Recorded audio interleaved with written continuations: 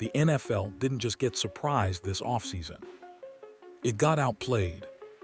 While most teams were leaking rumors, floating sources, and posturing for attention, one franchise moved in complete silence. No breadcrumbs, no smoke, no warning signs. And by the time the rest of the league realized what had happened, it was already too late to react. Because what New England pulled off wasn't a roster tweak or a trendy hire. It was a full-scale identity shift, executed so quietly that even veteran insiders admit they didn't see it coming. Analysts are now calling it one of the smartest offseason moves in years, not because of a single decision, but because of how coordinated and intentional the entire plan was. This wasn't improvisation. It was design. Reports suggest the Patriots spent months tearing down their offensive philosophy behind closed doors, reworking everything from personnel usage to who actually controls the offense on game day. And instead of announcing a rebuild or easing into change like most franchises do, they flipped the switch overnight. One day, the league thought it knew who New England was. The next day, nobody could recognize them. That alone caused confusion. But the real shock came when people started asking why the Patriots were so confident making such a drastic move. That's when the focus shifted to one name, a rookie quarterback most teams thought would need time, patience, protection. New England didn't agree. Insiders claim the Patriots never saw him as a long-term project. They saw him as the engine. And everything that followed, the new system, the secrecy, the sudden aggression, was built to unlock his upside immediately. Once that realization spread, panic followed. Scouts reportedly scrambled through practice footage. Defensive coordinators admitted they'd been preparing for the wrong Patriots team. And social media lit up with theories that New England was hiding something big. They were right. Because behind the scenes, the Patriots weren't just installing plays. They were stress-testing their quarterback, accelerating his development, simulating chaos before the league ever had a chance to put him under pressure. And when early glimpses finally leaked, the reaction was instant. This wasn't normal rookie growth. This looked intentional, calculated, dangerous. Which raises the real question the league is now forced to ask. Did New England just rebuild faster than anyone thought possible? Or did they quietly create the next nightmare before anyone was ready? Because once you see what they were actually doing, it becomes clear. This wasn't luck. It was a warning. Here's the part that still has front offices shaking their heads. This wasn't a reactionary move by New England. It wasn't a scramble after a bad season or a desperate attempt to stay relevant. According to multiple reports, this rebuild had been in motion for months, quietly, methodically, and completely off the public radar. While other teams were debating scheme changes on talk shows, the Patriots were already dismantling theirs behind closed doors. Meetings were restructured. Decision-making chains were shortened. Authority over the offense shifted in ways that never made it into headlines. And instead of rolling changes out slowly, New England waited until everything was ready, then changed everything at once. That's why nobody saw it coming. There were no leaks, no anonymous sources say breadcrumbs, no trial runs in preseason games that tipped their hand.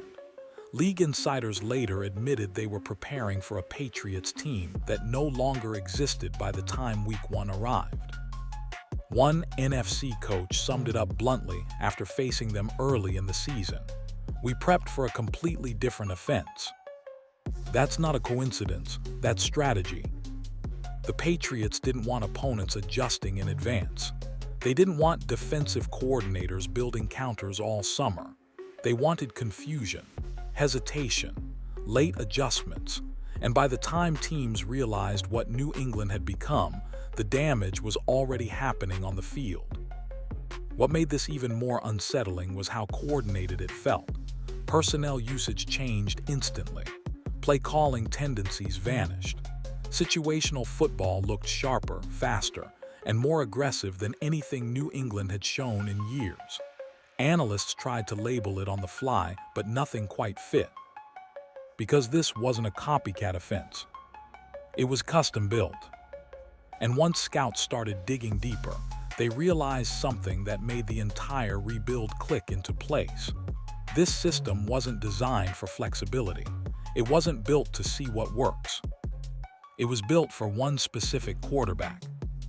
And that's when the league started connecting dots it wished it had noticed earlier. Because while everyone was focused on the Patriots as a franchise, New England had been focused on a single outcome all along. And that outcome had a name. Once you see it, everything makes sense. The Patriots didn't stumble into this new offense. They didn't experiment their way into it. Reports suggest the entire structure was built with one player in mind from day one, and that player was Drake May. Around the league, most rookie quarterbacks are treated like long-term investments. Ease them in, protect them, limit the playbook, let the game slow down over time. New England threw that approach out almost immediately. Internally, they weren't talking about development. They were talking about deployment. Insiders claim the Patriots viewed May as a day-one problem for defenses, not a future solution. That belief shaped everything. The hybrid system they installed wasn't trendy, it was deliberate. College spread concepts to stress defenses horizontally. Old-school power football to punish light boxes. Movement pockets to unlock May's arm talent. And just enough structure to keep everything controlled without taking the keys out of his hands. That's what scared other teams. Because this wasn't some experimental offense built on hope. It was a blueprint designed to weaponize May's strengths immediately. His size, his mobility, his ability to throw from awkward platforms, his comfort making aggressive reads before and after the snap. Once word of that started leaking, league executives reportedly panicked, not publicly but privately. Calls were made. Film was rewatched. Early practice footage was dissected frame by frame. Teams wanted to know how much New England had already installed and how far ahead they really were. And the answer was uncomfortable. The Patriots weren't just ahead, they were committed. This wasn't a system you could quickly mimic or adjust to midseason. It required timing, trust, and reps, things New England had been stacking quietly while everyone else was guessing. Defensive coordinators realized they couldn't just figure it out on the fly. By the time opponents understood what they were facing, the Patriots were already playing at full speed. And the most unsettling part, this was just the public version. Because while the league was still trying to label the offense, New England had already moved on to something even more aggressive, pushing Drake May in ways most rookies never experienced this early. And that's where the story gets even more dangerous. This is where the story shifts from impressive to unsettling. While the league was still debating whether Drake May should even start, insiders say the Patriots were already stress testing him in private, not easing him in, not protecting him, pushing him hard. Closed sessions reportedly focused on the parts of quarterback play most teams avoid with rookies: off-platform throws, broken play creation, pocket chaos, situations where everything collapses and instinct takes over. Instead of simplifying reads, New England complicated them. Instead of limiting risk, they taught him how to survive it. That alone tells you how they viewed him. These weren't practice reps meant to build confidence. They were simulations meant to build command. May was asked to diagnose disguised coverages on the fly, to reset protections before the snap, to make throws most coordinators wouldn't dare call for a first-year quarterback. And according to people close to the team, he didn't just handle it, he absorbed it. That's when the whispers started. Not from fans, from scouts. Joint practices were the first cracks in the wall. A few clips leaked. Nothing flashy at first, just subtle things. Quick decisions, tight window throws, movement that didn't look rushed. And suddenly social media started buzzing with a question nobody expected to ask so soon. Why does this rookie look so comfortable already? The Patriots never answered. They didn't correct the speculation. They didn't confirm it either. They let the clips circulate, knowing full well the league would underestimate how far along he really was. And while everyone argued online, New England kept accelerating the timeline internally. That's the part most teams missed. By the time preseason ended, May wasn't being evaluated anymore. He was being trusted. Game plans weren't built around him, they flowed through him. The offense wasn't trying to hide him from mistakes. It was challenging defenses to stop him. And once the season began, it became obvious this wasn't normal rookie progression. This was something else entirely. Because what usually takes years, New England was trying to compress into months. And the early returns told the league a truth it wasn't ready to accept yet. By the time the season kicked off, it was clear New England wasn't treating Drake May like a rookie at all. They weren't protecting him with conservative calls. They weren't shrinking the field. They weren't leaning on training wheels. Instead, they did something almost unheard of for a first-year quarterback in this franchise. They handed him responsibility immediately. Insiders claim the Patriots made a calculated decision to fast-track May's development faster than any rookie quarterback they've ever had. Even when you go back through history, this level of early trust stands out. He was given control at the line, freedom to adjust protections, authority to change routes when defenses showed their hand. Those are privileges usually reserved for veterans, not first-year players still learning the speed of the league. And the results showed up fast. Advanced metrics began telling a story that didn't line up with normal rookie curves. May was identifying coverages earlier than expected. His time to decision dropped week by week. He wasn't just reacting, he was anticipating. Analysts started pointing out how rarely he looked surprised, even when defenses disguised pressure or rotated late. That's what raised eyebrows across the league. Because rookies are supposed to hesitate, they're supposed to second guess. May didn't. He trusted what he saw, and the Patriots trusted him to see it correctly. That mutual confidence created something dangerous: momentum. Late-game situations made it even more obvious. When games tightened and mistakes usually multiply, May looked calmer. The pocket could collapse, the noise could rise, and he'd still step into throws like it was a walkthrough rep. That poise didn't come from talent alone. It came from how New England trained him. Every practice reportedly included pressure phases, simulated chaos, fourth-quarter scenarios baked into weekly reps. By the time May saw it on Sundays, it felt familiar. That's when comparisons started creeping in. Not about style, not about accolades, but about DNA. Opposing coaches quietly admitted preparing for him felt uncomfortably familiar, like dealing with a quarterback who never flinches when it matters. And that realization changed the conversation overnight. Because once teams understood the Patriots weren't just developing Drake May, but unleashing him, the league stopped asking if New England was dangerous. They started asking how bad it could get. And the scariest part, this was only half of the equation. Just when teams thought they could outscore New England, another reality hit them. The Patriots weren't building just an offense around Drake May. They were building a trap. While the spotlight stayed on the quarterback, the defense was quietly evolving into something far more suffocating than anyone expected.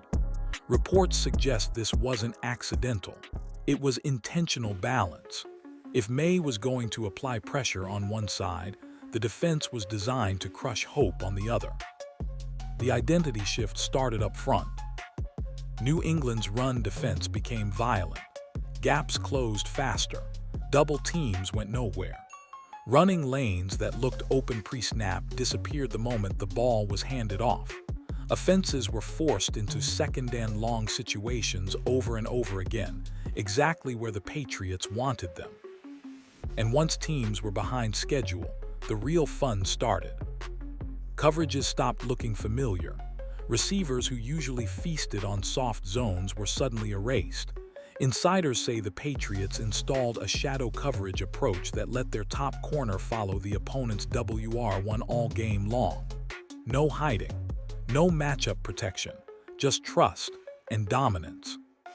Quarterbacks felt it immediately. Passing windows shrank, reads got muddy, safeties rotated late, baiting throws that looked open for half a second too long. And when hesitation crept in, pressure arrived right on cue. Not reckless blitzing, but timed, surgical pressure designed to force bad decisions. Film analysts started calling it one of the most deceptive defenses in the league. And that's when the tone around New England really changed. This wasn't a young team overachieving. This wasn't a cute story fueled by confidence. This was a roster built to control games, to force opponents into uncomfortable choices, to make even veteran quarterbacks feel rushed and out of rhythm. By midseason, playoff contenders weren't just preparing for the Patriots. They were worrying about them.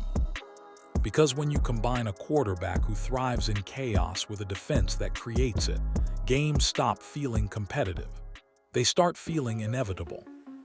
And that inevitability came to a head in one moment, one game, that officially flipped the switch from surprise contender to league-wide problem. That's when everything escalated. There's always one moment when a season stops feeling like a fluke. For New England, it came late in the regular season, in a matchup they weren't supposed to win. A top AFC contender, an elite defense, the kind of game where rookies are expected to fold under pressure. And for most of the league, this was supposed to be the Patriots' reality check. Instead, it became a warning. From the opening drive, something felt off. The Patriots weren't cautious. They weren't trying to survive. They attacked. Drake May didn't look like a quarterback hopping not to mess up. He looked like someone dictating terms. Scramble drills turned into explosive gains. Tight window throws landed exactly where only his receivers could get them. And when the defense adjusted, he adjusted faster. That's when analysts stopped talking about potential. They started talking about control. Drive after drive, May answered pressure with calm. Third and long didn't faze him. Late rotations didn't trick him. He was seeing the field too clearly, too early. Commentators openly questioned how a rookie could process defenses at that speed without breaking rhythm. And while May was lighting up the scoreboard, the defense did the rest. Every time the opponent tried to respond, they ran straight into a wall. Run plays went nowhere. Passing downs became guessing games. And once frustration set in, mistakes followed. By the fourth quarter, the game felt decided, not because of the score, but because of body language. That's when it hit the league. This wasn't New England catching fire. This was New England arriving. Film breakdowns exploded online the next day. Executives quietly admitted the Patriots looked ahead of schedule, and the word that no one wanted to say out loud started creeping back into conversations. The Patriots might actually be dangerous again. But the scariest part was what happened in that game. It was how calm New England looked afterward. No celebration, no shock, just confirmation. Like they'd been expecting this all along. And if that game was the announcement, what came next was the proof that this team wasn't slowing down. Because when conditions got worse, when chaos took over, the Patriots only got stronger. If anyone still needed proof, the playoffs delivered it in brutal fashion. Cold weather, hostile environments, everything stacked against a young quarterback. This was supposed to be the moment where inexperience finally showed. Instead, it became the moment New England looked the most comfortable. Snow, wind, noise, confusion. The Patriots walked straight into it like it was home turf. Opposing offenses struggled just to stay organized. Timing routes fell apart. Protections broke down. And while other teams looked like they were fighting the conditions, New England leaned into them. Short fields, controlled tempo, surgical drives that drained both clock and confidence.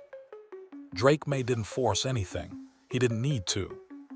He picked spots, extended plays when necessary, used his legs to punish man coverage and froze linebackers with perfectly timed keepers. And every time the defense expected him to blink, he stayed steady. That's when the comparison started getting louder. Not about style, not about numbers, but about mentality. Opposing coaches reportedly said preparing for him felt uncomfortably familiar, like facing a quarterback who never panics, no matter how ugly the game gets. That kind of calm breaks defensive game plans faster than speed or arm strength ever could. Meanwhile, the Patriots' defense turned the screws. Run games were erased early. Receivers disappeared. Quarterbacks were forced into obvious passing downs where disguised coverages and delayed pressure did the damage. It wasn't flashy, it was suffocating. Every possession felt like work. Every mistake felt amplified. By the time the AFC Championship arrived, the tone had completely shifted. This wasn't a Cinderella run anymore. This was control. New England dictated how games were played. When teams wanted speed, they slowed it down. When teams wanted physicality, they matched it. And when opponents tried to get creative, the Patriots were already 2 steps ahead. The league felt it. You could see it in the commentary, hear it in the hesitation. The conversation stopped asking how far New England could go and started asking who could actually stop them. And that's when the final realization set in. The Patriots didn't just survive the chaos. They were built for it. Which is why the Super Bowl didn't feel like a surprise ending. It felt like the destination all along. This is the moment the league tried to ignore, but couldn't anymore. Once New England punched its ticket to the Super Bowl, the conversation shifted in a way that felt almost uncomfortable. Analysts danced around the word at first.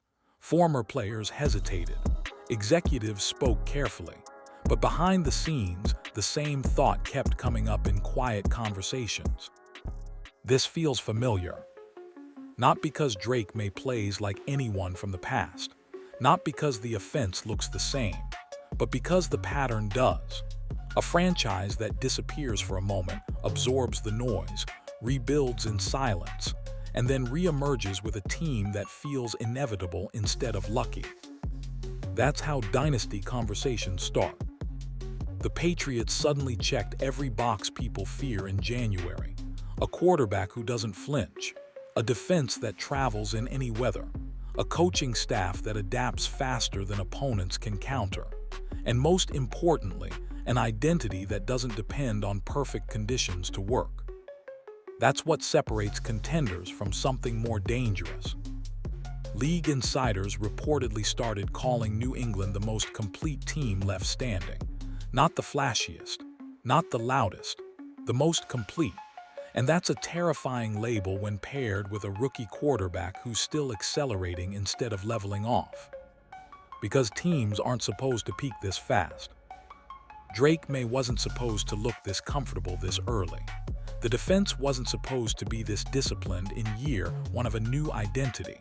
And Mike Vrabel wasn't supposed to flip the switch this quickly. All of it breaks the normal timeline the NFL relies on to stay balanced. That's why the whispers grew louder. If this is what the Patriots look like at the start of something, what happens next? The league has seen this movie before. A young quarterback grows into the system. The defense evolves alongside him. The culture hardens. And suddenly, everyone's circling New England on the schedule again, not with excitement but with dread. No one is crowning anything yet, not publicly. But privately, the thought is already there. The Patriots aren't rebuilding anymore. They're stabilizing at the top. And when a franchise with this history finds its footing again, the rest of the NFL doesn't ask if it's real. They ask how long it's going to last. This Super Bowl doesn't feel like a coin flip. It feels like a reveal. On paper, Seattle's run has been incredible. They've earned every bit of respect they're getting. But behind the headlines, behind the hype packages and talking points, insiders around the league are saying something much quieter and much more telling. New England is walking into this game prepared for everything. Reports suggest the Patriots haven't even shown their full hand yet.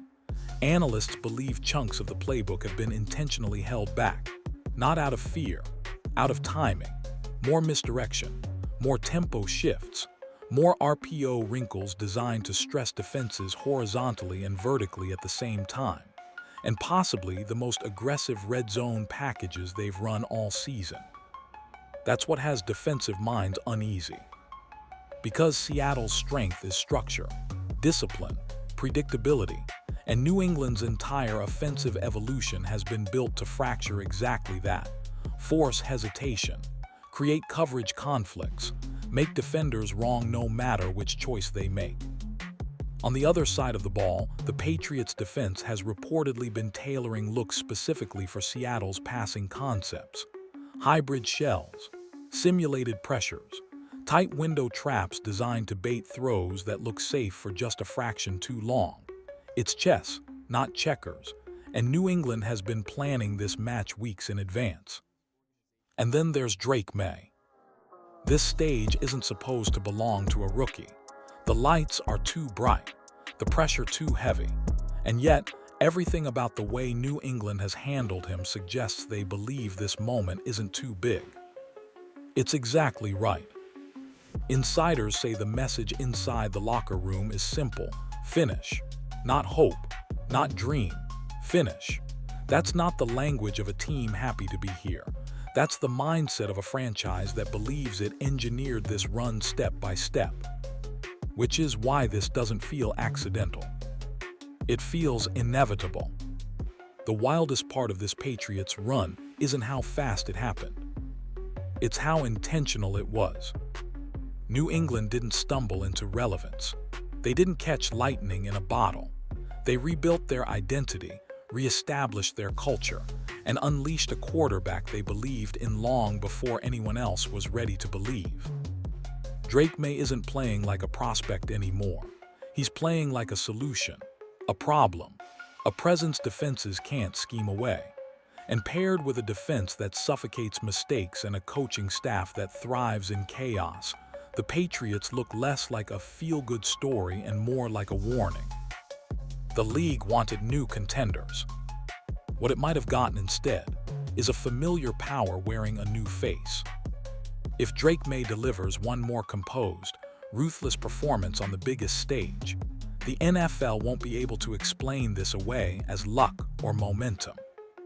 They'll have to accept something much harder. The Patriots aren't rebuilding. They aren't experimenting. They're rising. And if this Super Bowl goes the way insiders believe it might, this season won't be remembered as a surprise run. It'll be remembered as the moment New England quietly took its place back at the top.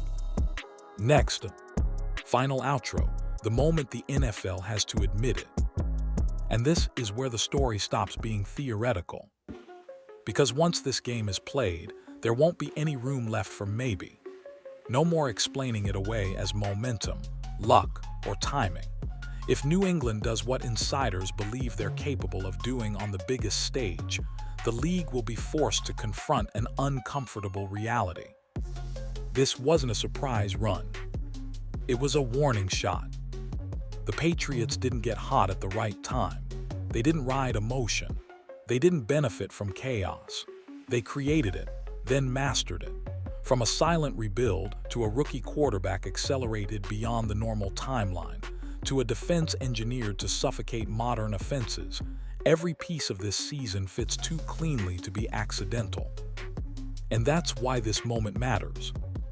Because the NFL is a copycat league, and what New England just proved is that you don't have to announce a rebuild to dominate one.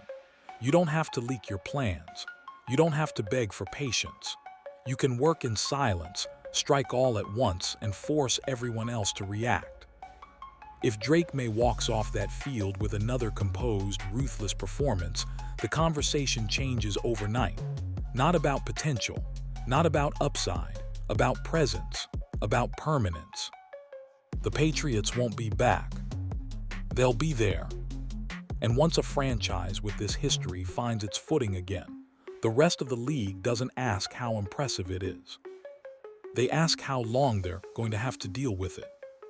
Because the scariest part of this entire run, it doesn't look finished. It looks like the beginning.